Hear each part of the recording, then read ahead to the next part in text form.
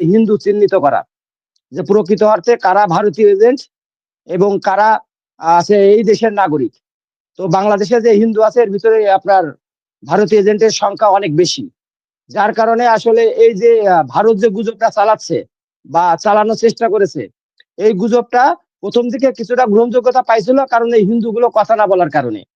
আপনি কি পাকিস্তানের এজেন্ট? আমি কিন্তু এই প্রশ্নের উত্তর কিন্তু আমি আপনাকেও দিয়েছি যে আমি বাংলাদেশের দালাল, আমি আমার জন্মভূমি, আমি বাংলাদেশের দালাল। একটা কথা বলেছেন, সুকান্ত বাবুদের পাকিস্তানের প্রতি খুব ভীতি ভয় অনেক খেয়েছে, তো এই জন্য উনি পাকিস্তানের দালাল বানাচ্ছে, কারণ পাকিস্তানকে না বানালে সুবিধা। ভয় পায়, এখন বাংলাদেশকেও ভয় পাইতে হবে। এই যে আপনার বিপ্লব সরকার, এই যে ওসি প্রদীপ কত নিরীহ মানুষকে ক্রস ফায়ার দিয়েছে টাকার জন্য। এই যে বিপ্লব কুমার সরকার, এই যে আমাদের জয়নাল আবেদিন স্যার, উনি একজন বিএনপির, উনি একজন আছে আপনার খুবই প্রবীণ রাজনীতিবিদ, তাকে যেভাবে বেধড়ক পিটাইছে এবং তার বক্তব্য ছিল জামাত এবং বিএনপি কে কখনোই তারা আপনার আছে বাংলাদেশে তারা কোনো কিছুই করতে দেবে না। তা এটা কি কোনো পুলিশ কর্মকর্তার বক্তব্য হলো? এখন এই ধরনের নামের উপরে যদি কেউ যদি খারাপ কাজ করে, খারাপ কাজ করার পরে যদি তার যদি শাস্তি হয় বা তার বিরুদ্ধে যদি জনরোষ আসে, তাহলে সেটা কখনো আপনার সাম্প্রদায়িক দাঙ্গা বলে না। সাম্প্রদায়িক দাঙ্গা কাকে বলে? সাম্প্রদায়িক দাঙ্গা কাকে বলে? সাম্প্রদায়িক দাঙ্গা বলে যেমন 1946 সালে হয়েছিল কলকাতার যে দাঙ্গা সূত্রপাত হয়েছিল, সেই দাঙ্গাতে এসে আমাদের নোয়াখালী অঞ্চলে হিন্দু জনগোষ্ঠী কিন্তু ব্যাপক হারে তারা জীবন সম্পদ সম্মান হারিয়েছিল।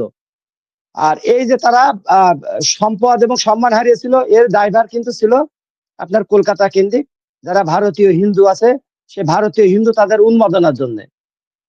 আজকে আমরা দেখি ভারত গণতন্ত্রের কথা বলে, ভারতে আসলে গণতন্ত্র বলতে কিছুই নাই। ভারত এখন একটা উগ্রবাদী আপনার একটা আছে ইয়া চলছে আর কি, একটা রাজত্ব শাসন চলছে। আপনি সুবিধাবাদী হিন্দু। জয় শ্রীরাম, জয় শ্রীরাম, এটা আসলে কোনো রাজনৈতিক স্লোগানও না, এটা কোনো ধর্মীয় স্লোগানও না। জয় শ্রীরাম এটা আছে আপনার সাম্প্রদায়িক স্লোগান। এই সাম্প্রদায়িক স্লোগানটা ব্যবহার করে আপনার এরা চাই যে বাংলাদেশে যে হিন্দু আছে,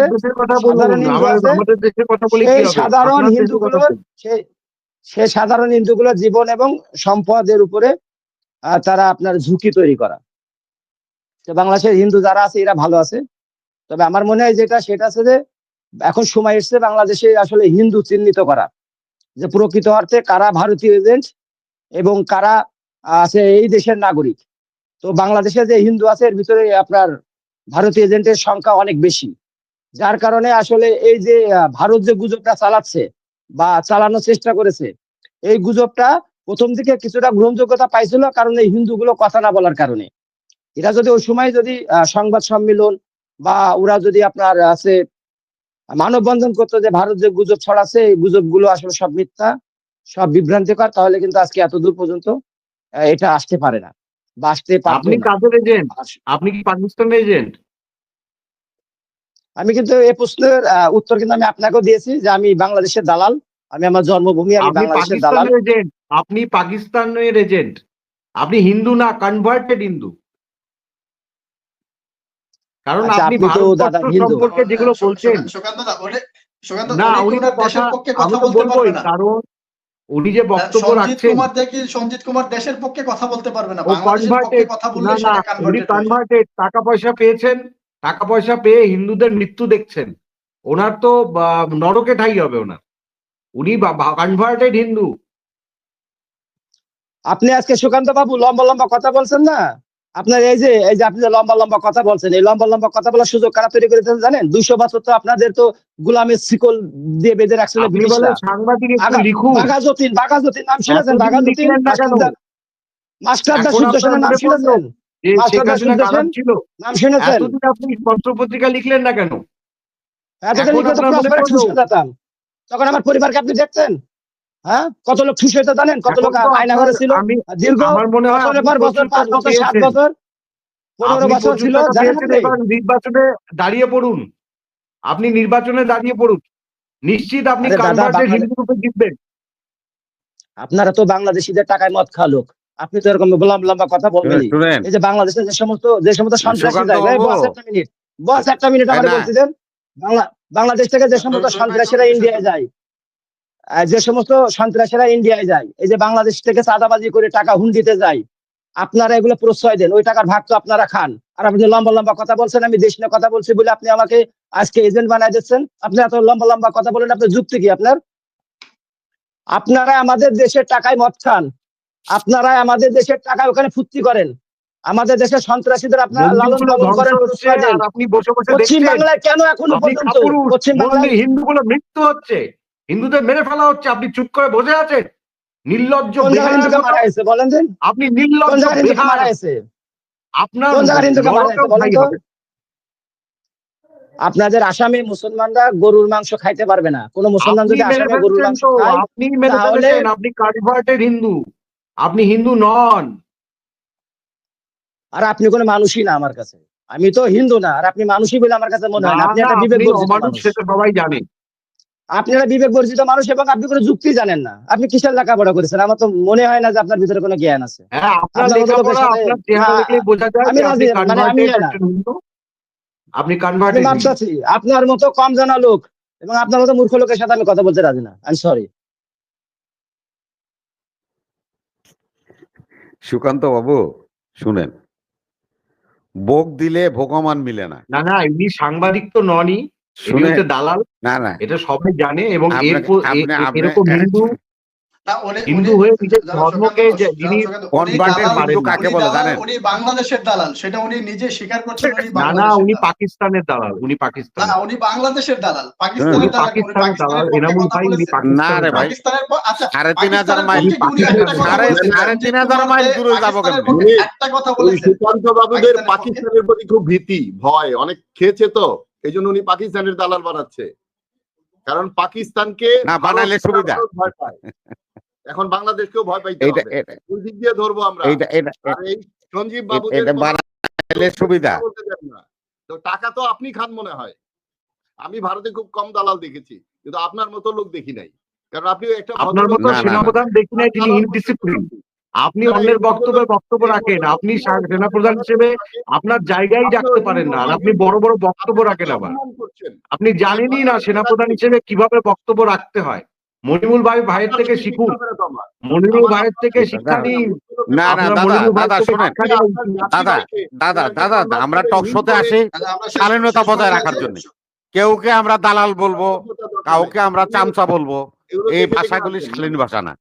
এগুলি দাদা, আপনি ডক্টরেট মানুষ, পিএইচডি করা মানুষ, আমরা আপনাদের কাছ থেকে আশা করি না। শুরুটা ওনারাই করেছেন। না না বকদা, না না না আপনাকে বলা নাই। না না না না, উনি তো আপনাকে আক্রমণ করেন নাই ব্যক্তিগতভাবে। না না, উনি আপনাকে ব্যক্তিগতভাবে আক্রমণ করেন উনি নাই। ওনার মতো বিকৃত শোনেন। ইতিহাস তুলে ধরে চেষ্টা করেছেন হিন্দুকে মেলাইন করার জন্য। সেটাই আমি চেয়েছি, হিন্দুকে প্রতিষ্ঠা করবার জন্য। কারণ হিন্দু ধর্ম সবচেয়ে প্রাচীনতম ধর্ম। যে সেটা নিয়ে কারো ওনার মতো আমি বলি, কনভার্টেড আপনাকে আমি বলি, সঞ্জিত কুমার থেকে একজনও হিন্দুদের বিপক্ষে একটা কথাও বলে নাই। হিন্দু ধর্মের বিপক্ষে উনি একটা কথাও বলে নাই। আমাকে কথা বলতে আপনি দেন। বারবার ধর্মের বিষয়টা টেনে আনতেছেন, কিন্তু উনি কিন্তু হিন্দু ধর্ম নিয়ে কিছুই বলে নাই।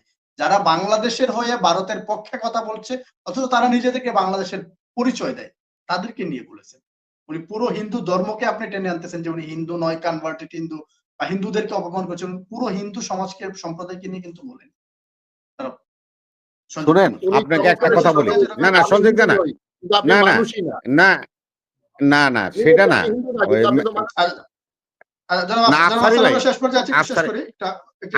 আফসারি ভাই না, এটা আমি শেষ করে দিই।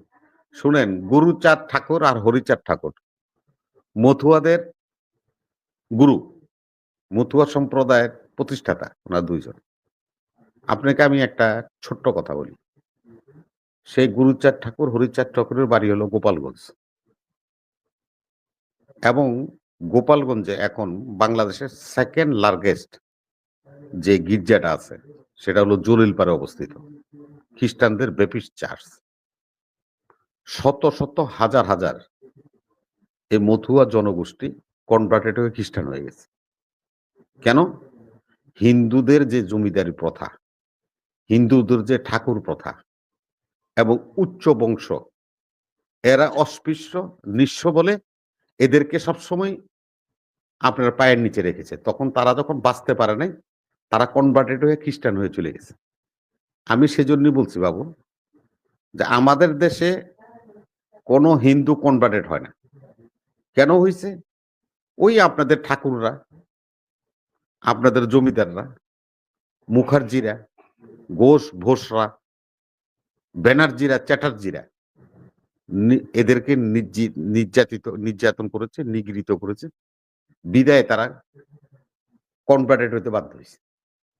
তা আপনাদের স্বধর্মীয়রাই তো জি, রবি ভাই শেষ পর্যায়ে আছে। এই একজন অচ্ছুত আপনার বাড়ির সামনে দিয়ে গেলে, ঠাকুর বাড়ির সামনে দিয়ে গেলে, জুতা পরিয়া গেলে, তাইলে তাকে শাস্তি দেওয়া হইতো, কেন জুতা খুলে বগল তলা করে নিয়ে বাড়ি পাস করতে হতো। একটু জলের মধ্যে হাত দিলে পুরো পুকুর হিসাব জল ফেলাই দিত। এই হলো আপনাদের সংস্কৃতি, যার কারণেই তো আজকে আপনাদের ধর্মের লোকেরা বিভিন্ন ধর্মে চলে যাচ্ছে। আগে নিজের ঘর সামলান, পরে অন্যকে বলেন, সেটা আমাদের জন্য সবার বেটার হবে। জি।